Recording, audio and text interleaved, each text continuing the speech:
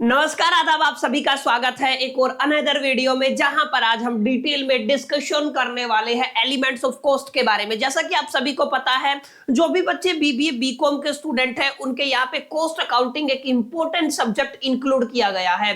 तो unit first हमारे पास है इंट्रोडक्शन टू कॉस्ट अकाउंटिंग, और यह हमारा चौथा पार्ट रहने वाला है, जहां पर आज हम बेसिकली एलिमेंट ऑफ कॉस्ट के बारे में डिस्कस करेंगे। तो विदाउट वेस्टिंग टाइम चलिए शुरू करते हैं और समझने की कोशिश करते हैं क्या है ये पूरा मामला। देखिए, सिंपल सी बात है। आज सबसे पहले एक चीज आप लोग जान लीजिए, इस वीडियो में हम लोग क्या क्या चीजें पढ़ने वाले हैं, इस लेक्चर में हम लोग क्या क्या चीजें अंडरस्टैंड करेंगे। सबसे पहले हम अपने आज के टॉपिक एलिमेंट्स ऑफ कॉस्ट का मीनिंग समझेंगे कि एलिमेंट ऑफ कॉस्ट का क्या मीनिंग होता है। फिर उसके अलग अलग कंपोनेंट होते हैं, 3 कंपोनेंट हमारे पास रहेंगे, मटेरियल, लेबर और एक्सपेंस के बारे में बात करेंगे। पहले हम मटेरियल की डेफिनेशन पढ़ेंगे, लेबर की डेफिनेशन पढ़ेंगे, फिर हम एक्सपेंस की डेफिनेशन पढ़ेंगे। फिर मटेरियल, लेबर और एक्सपेंस को 2 अलग अलग पार्ट में डिवाइड किया जाता है, डायरेक्ट और इनडायरेक्ट मटेरियल, डायरेक्ट और इनडायरेक्ट लेबर, डायरेक्ट और इनडायरेक्ट एक्सपेंस। इनकी डेफिनेशन हम लोग अंडरस्टैंड करने वाले हैं। लास्ट में फिर हम बात करेंगे what is the meaning of overhead, overhead का मीनिंग क्या होता है और कितने टाइप के ओवरहेड बनने वाले हैं। तो आज का हमारा ये एजेंडा रहेगा। आज डिटेल में हम इन टॉपिक पर एक तरीके से मालूमात हासिल करने वाले। देखिए, सबसे पहले मैं आप सभी से बात करता हूं, एलिमेंट्स ऑफ कॉस्ट की बात करते हैं। कॉस्ट का मतलब क्या होता है? लागत। किसी भी प्रोडक्ट को मैन्युफैक्चर करते टाइम जो भी उसके ऊपर एक्सपेंडिचर होता है, जो भी उसके ऊपर एक्सपेंस होता है, जो भी उसकी लागत आती है, उसको क्या बोलते हो आप लोग? कॉस्ट बोलते हो। ठीक है, कॉस्ट अकाउंटिंग हम लोग कर रहे हैं, तो आप लोग थोड़ा दिमाग लगाइए। अगर मैं आपसे कहूं कॉस्ट के एलिमेंट्स क्या क्या हो सकते हैं, एलिमेंट का मतलब एक प्रोडक्शन के दरमियान, एक प्रोडक्ट को बनाते दरमियान एग्जैक्टली क्या क्या चीजों का इन्वॉल्वमेंट होता है। तो देखिए, 3 कॉम्बिनेशन आपको देखने को मिलते हैं। यानी एलिमेंट ऑफ कॉस्ट बेसिकली कितने रहते हैं आपके? 3 एलिमेंट ऑफ कॉस्ट रहते हैं, जहां पे सबसे पहला काम होता है मटेरियल का, जिसको आप लोग रॉ मटेरियल भी कहते हो। जिस रॉ मटेरियल को आपके फिनिश गुड्स में कन्वर्ट किया जाता है, गुड्स में कन्वर्ट किया जाता है। तो सबसे पहला एलिमेंट माय डियर फ्रेंड्स आपका क्या हो जाएगा? आपका मटेरियल हो जाएगा। अगर सेकंड एलिमेंट की बात करें, इस मटेरियल को प्रोडक्ट में कन्वर्ट करने के लिए हमें मैन पावर की जरूरत होती है। ठीक है, हम क्या कह सकते हैं? मैन पावर, या आप लोग कह दीजिए कहीं ना कहीं हमें ह्यूमन एफर्ट्स की जरूरत होती है। तो ह्यूमन एफर्ट्स को क्या बोला जाता है? इसको हम लोग लेबर बोलते हैं। तो हमें किसकी जरूरत पड़ेगी? लेबर की जरूरत पड़ेगी। अब फाइनली जब आपका प्रोडक्ट तैयार हो जाता है, उसकी सेलिंग और डिस्ट्रीब्यूशन के लिए, न केवल सेलिंग और डिस्ट्रीब्यूशन बल्कि उसकी मैन्युफैक्चरिंग के लिए भी हमें कुछ खर्चे करने पड़ते हैं, कुछ एक्सपेंस करने पड़ते हैं। वो सारी चीजें क्या कहलाती है? एक्सपेंस कहलाती है। ठीक है, आप लोग इसको सिंपल लैंग्वेज में क्या कह सकते हैं? खर्चा। तो ये तीनों कंपोनेंट मिलके तीनों एलिमेंट बन जाते हैं किसके? कॉस्ट के। तो आपके पेपर में पूछा जा सकता है कि एग्जैक्टली कितने आपके एलिमेंट ऑफ कॉस्ट होते हैं, तो हम लोग वहां पे जवाब देंगे 3। पहला आपका मटेरियल होता है, दूसरा आपका लेबर होता है, और तीसरा आपका एक्सपेंस होता है। बहुत बुनियादी सी बात है, बहुत सिंपल सी बात है कि कॉस्ट ऑफ एलिमेंट का मतलब क्या हो गया आपका? Material, labour, expense. यानी कि MLE की टेक्निक से आप लोग याद रख सकते हैं।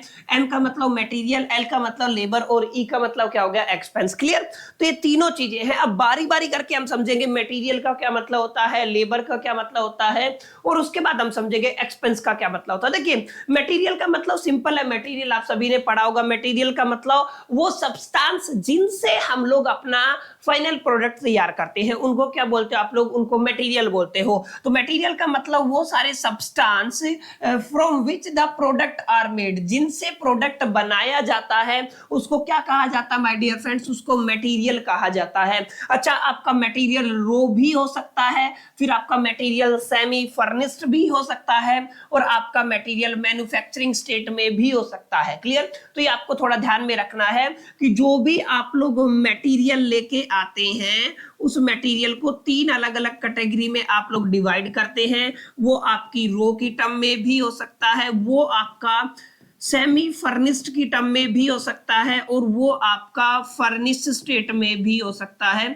इस चीज को आपको ध्यान में रखना है। क्लियर? तो ये मटेरियल हो गया। अच्छा, इसके अलावा इसको हम 2 कैटेगरी में और डिवाइड करते हैं। एक आपका डायरेक्ट मटेरियल हो जाएगा, एक आपका इनडायरेक्ट मटेरियल हो जाएगा। देखिए, प्रोडक्शन के दरमियान जो मटेरियल का इस्तेमाल हम लोग डायरेक्टली करते हैं, वो क्या कहलाता है? आपका डायरेक्ट मटेरियल। और जो इनडायरेक्ट वे में पार्ट करता है, उसको क्या कहते हो, उसको आप लोग इनडायरेक्ट मटेरियल कहते हो। ठीक है, तो जो मटेरियल प्रोडक्ट को बनाने में यूज हुआ उसको क्या बोला, उसको हम लोगों ने मटेरियल बोला। अब डायरेक्ट और इनडायरेक्ट की कहानी समझिए। डायरेक्ट मटेरियल मतलब आप लोग जो प्रोडक्ट बना रहे हो, प्रोडक्ट की मैन्युफैक्चरिंग कर रहे हो, उस प्रोडक्ट की मैन्युफैक्चरिंग में जो भी आपका रॉ मटेरियल डायरेक्ट पार्टिसिपेट करता है उसको क्या कहते हैं हम लोग, डायरेक्ट मटेरियल कहते हैं। जैसे रॉ मटेरियल हो गया आपका डायरेक्ट मटेरियल है, लेकिन कुछ ऐसे मटेरियल भी होते हैं जो इनडायरेक्ट वे में पार्टिसिपेट करते हैं। जैसे इनडायरेक्ट वे में आपका क्या क्या पार्टिसिपेट करता है, जैसे आप लोग देख लीजिए, जैसे आप लोग किसी भी ऑयल का एग्जांपल ले लीजिए, कोई भी वेस्ट का एग्जांपल ले लीजिए, प्रिंटिंग का एग्जांपल ले लीजिए,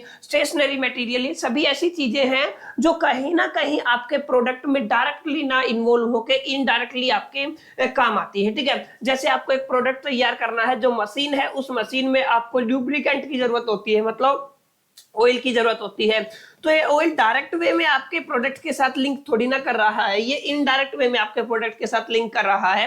दैट्स व्हाई इसको क्या बोला जाता है, इसको इनडायरेक्ट मटेरियल बोला जाता है। तो आपको याद रखना है, जो डायरेक्टली प्रोडक्शन में पार्टिसिपेट करे जो मटेरियल, वो डायरेक्ट मटेरियल कहलाता है, और जो इनडायरेक्ट वे में पार्टिसिपेट करे वो क्या कहलाता है, इनडायरेक्ट मटेरियल कहलाता है। जैसे डायरेक्ट में आप लोग कार्टून का एग्जांपल ले सकते हैं, रैपिंग का एग्जांपल ले सकते हैं, कार्डबोर्ड बॉक्सेस का एग्जांपल ले सकते हैं। ऐसे ही तमाम ये किसके एग्जांपल है, डायरेक्ट मटेरियल के एग्जांपल है। ऐसे ही मैंने आपको क्या बताया, इनडायरेक्ट मटेरियल। आई होप कि ये मटेरियल वाली कहानी आपको समझ में आ गई होगी, आपका मटेरियल का कॉन्सेप्ट क्लियर हो गया होगा। मटेरियल का कॉन्सेप्ट क्लियर हो गया तो अब हम समझने वाले हैं आपका लेबर। देखिए अभी अभी मैंने बताया आपको अपने रॉ मटेरियल से या सेमी फर्निश्ड या फर्निश मटेरियल से फाइनल प्रोडक्ट में उसको कन्वर्ट करना है। हालांकि कुछ मशीनों का इस्तेमाल किया जाता है, लेकिन उन मशीनों को चलाने के लिए भी हमें ह्यूमन एफर्ट्स की जरूरत पड़ेगी। ठीक है, हमें किसकी जरूरत पड़ेगी, हमें पड़ेगी ह्यूमन एफर्ट्स की जरूरत पड़ेगी। इस ह्यूमन एफर्ट को ही क्या बोला जाता है माय डियर फ्रेंड्स, लेबर बोला जाता है। इसका मतलब लेबर का क्या मतलब हो गया,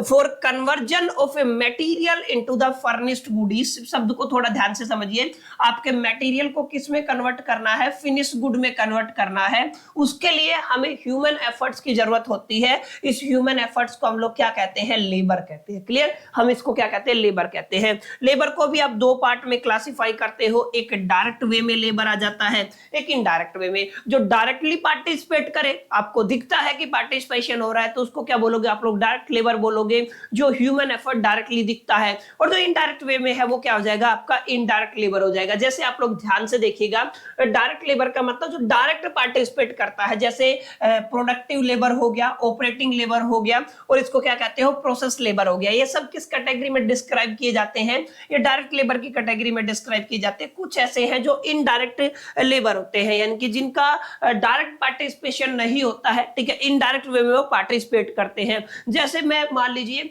कोई भी प्रोडक्ट तैयार कर रहा हूं, ठीक है ना, वहां पे मेरे को 4 लोगों की जरूरत है, वो 4 लोग क्या कर रहे हैं, डायरेक्ट प्रोडक्शन में पार्टिसिपेट कर रहे हैं। अगर डायरेक्ट पार्टिसिपेट कर रहे हैं तो वो क्या हो जाएगी, आपकी डायरेक्ट लेबर हो जाएगी। ठीक है, लेकिन उस प्रोडक्ट को पहुंचाने में, फैक्ट्री तक पहुंचाने में बहुत सारे लोगों की मेहनत लगती है, वो इनडायरेक्ट वे में पार्टिसिपेट कर रहे हैं। जैसे मान लीजिए हमारे पास कोई भी रॉ मटेरियल है, ठीक है ना, आपके पास क्या है, आपके पास कोई भी बेसिकली रॉ मटेरियल है, ठीक है ना, इस रॉ मटेरियल को फैक्ट्री तक कैसे पहुंचाएगा। फैक्ट्री के बाद तो मान लीजिए जो डायरेक्ट वे में पार्टिसिपेशन हुआ है, इस रॉ को फैक्ट्री तक पहुंचाने में कुछ लोगों ने इसको ट्रांसपोर्ट किया है। तो ये ऐसे लोग हैं, ये ऐसी मैन पावर है जो डायरेक्ट वे में तो हिस्सा नहीं लिया प्रोडक्शन में, लेकिन इनडायरेक्ट वे में हिस्सा लिया। और जो डायरेक्ट में ना लेके इनडायरेक्ट वे में हिस्सा लेते हैं जो मैन पावर, उसको क्या कहते हो आप लोग, इनडायरेक्ट लेबर कहते हो। ठीक है, इन शॉर्ट मटेरियल भी दो तरीके का होता है, डायरेक्ट इनडायरेक्ट। इन शॉर्ट आपका लेबर भी दो तरीके का होता है, डायरेक्ट और इनडायरेक्ट। ठीक है,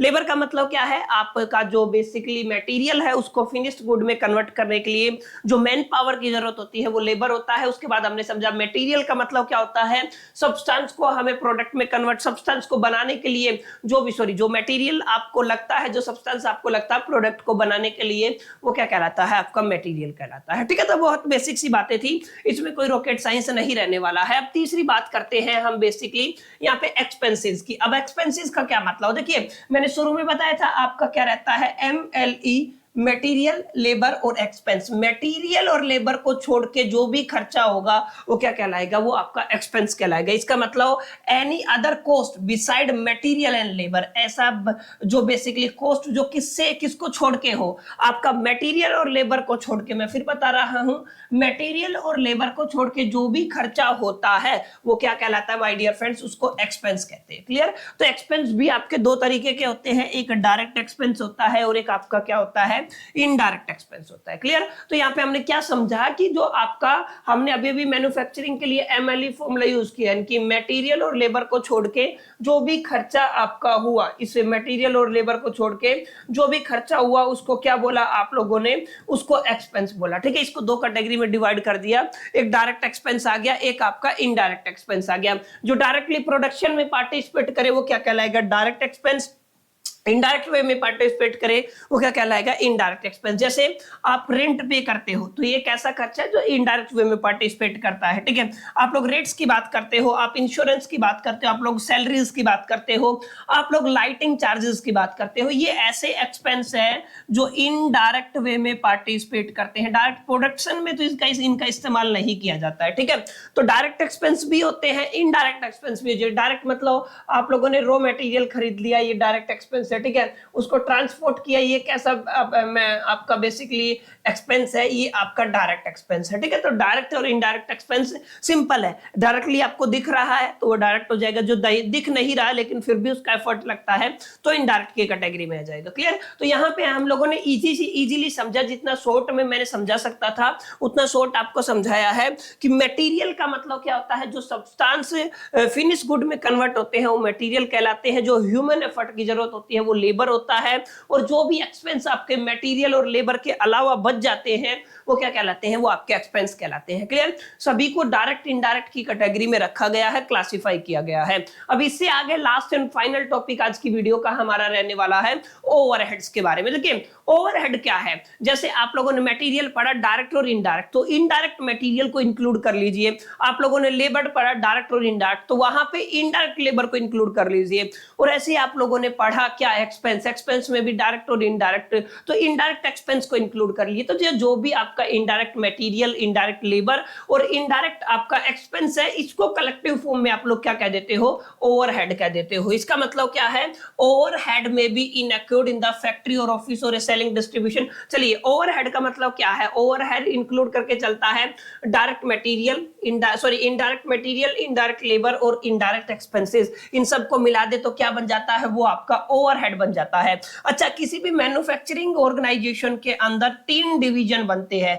पहला फैक्ट्री या फिर वर्क, जहां पे आपका प्रोडक्शन होता है आपके प्रोडक्शन का, ठीक है ना, आपके प्रोडक्ट का जहां पे प्रोडक्शन होता है उसको फैक्ट्री और वर्क बोलते हैं। अच्छा, एक होता है ऑफिस एंड एडमिनिस्ट्रेशन, जहां पे पॉलिसीज से रिलेटेड मैटर डिसाइड किए जाते हैं, यानी कि जहां पे आपका पेपर वर्क होता है, जहां पे आपका पेपर वर्क होता है वो क्या कहलाता है, वो आपका ऑफिस एंड एडमिनिस्ट्रेशन कहलाता है। फाइनली आपका सेलिंग एंड डिस्ट्रीब्यूशन, जहां पे आपके प्रोडक्ट को बेचा जाता है और डिस्पैच किया जाता है, वो क्या कहलाता है, वो आपका सेलिंग एंड डिस्ट्रीब्यूशन कहलाता है। देखिए ओवरहेड का सिंपल मतलब है इनडायरेक्ट मटेरियल, इनडायरेक्ट लेबर और इनडायरेक्ट एक्सपेंसेस को कलेक्टिवली आप लोग क्या कह देते हो, ओवरहेड कह देते हो। अब इस ओवरहेड को समझने के लिए हमें समझना पड़ेगा, मैन्युफैक्चरिंग ऑर्गेनाइजेशन में 3 डिवीजन बनते हैं, फैक्ट्री एंड वर्क जहां पे प्रोडक्शन डन होता है, ऑफिस एंड एडमिनिस्ट्रेशन जहां पे आपकी पॉलिसीज यानी कि पेपर वर्क होता है, सेलिंग एंड डिस्ट्रीब्यूशन जहां पे आपके प्रोडक्ट को बेचा जाता है, और फाइनली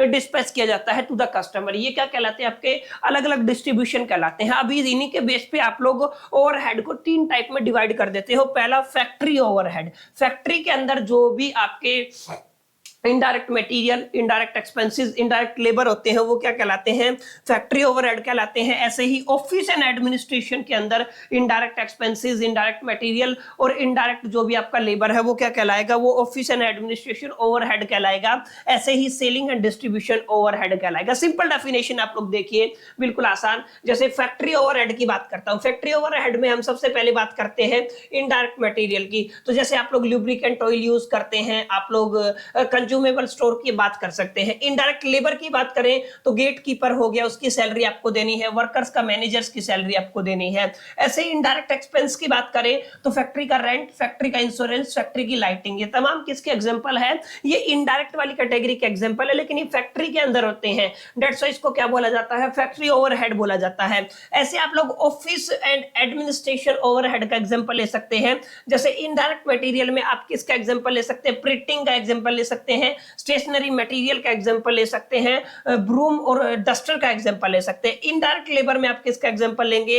आप लोग salary payable to the office manager, office accountant, clerk, मतलब जो किससे रिलेटेड है? ऑफिस एंड एडमिनिस्ट्रेशन से रिलेटेड है। ऐसे आप लोग इनडायरेक्ट एक्सपेंसेस में रेंट ले सकते हैं, इंश्योरेंस ले सकते हैं और लाइटिंग ले सकते हैं। तमाम चीजें आपके ऑफिस एडमिनिस्ट्रेशन से भी जुड़ी हुई हैं। ऐसे आप लोग किसका एग्जांपल ले सकते हैं? सेलिंग एंड डिस्ट्रीब्यूशन ओवरहेड का एग्जांपल ले सकते हैं। इन शॉर्ट सिंपल सा मुद्दा ये है कि जो आपका ओवरहेड है उसका मतलब क्या है?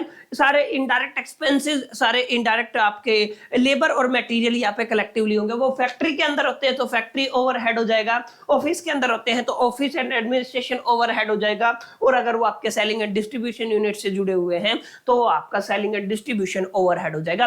तो सिंपल से टॉपिक थे, आई होप कि आपको समझ में आ गई होगी यहाँ पे कॉस्ट अकाउंटिंग के अंदर कि एग्जैक्टली क्या मीनिंग होता है एलिमेंट्स ऑफ कॉस्ट का। 3 एलिमेंट ऑफ द कॉस्ट आते हैं जहां पे आपका मटेरियल, लेबर, एक्सपेंस होता है। इन सभी की अपनी डेफिनेशन होती है।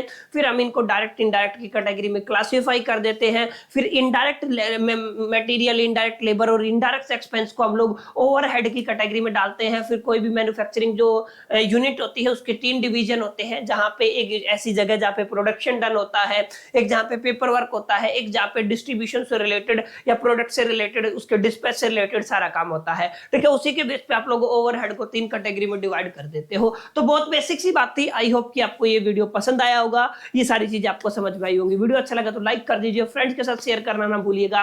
फर्स्ट टाइम आए हैं तो चैनल को सब्सक्राइब कर लीजिएगा। चलिए मिलते हैं नेक्स्ट वीडियो में, जब तक के लिए मेरे all the best, keep learning.